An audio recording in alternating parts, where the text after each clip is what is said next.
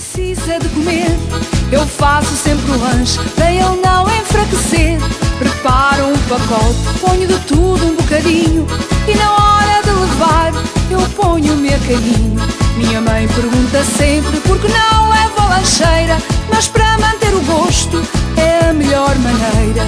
Eu levo no pacote, ai eu levo sim senhor. Eu levo no pacote, ai tem outro sabor.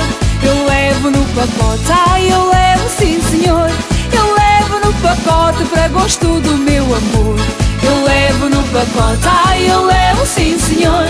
Eu levo no pacote, ai tem outro sabor. Eu levo no pacote, ai eu levo sim senhor.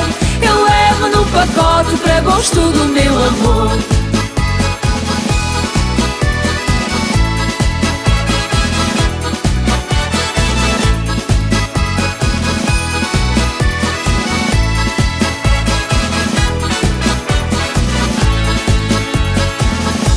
Levo sandes de fiambre, outras de panado. Levo também um bombom para que fique aconchegado.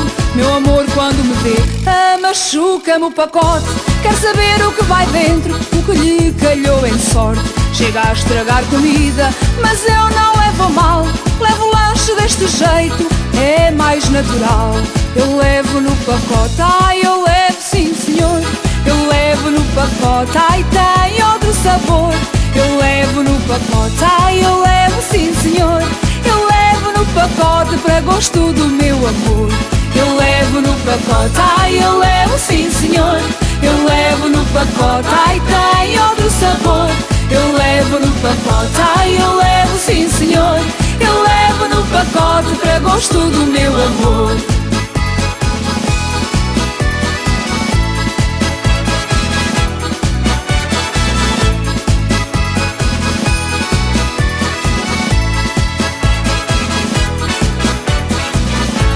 Eu levo no pacote, ai eu levo sim senhor. Eu levo no pacote, ai tem outro sabor. Eu levo no pacote, ai eu levo sim senhor. Eu levo no pacote para gosto do meu amor. Eu levo no pacote, ai eu levo sim senhor. Eu levo no pacote, ai tem outro sabor.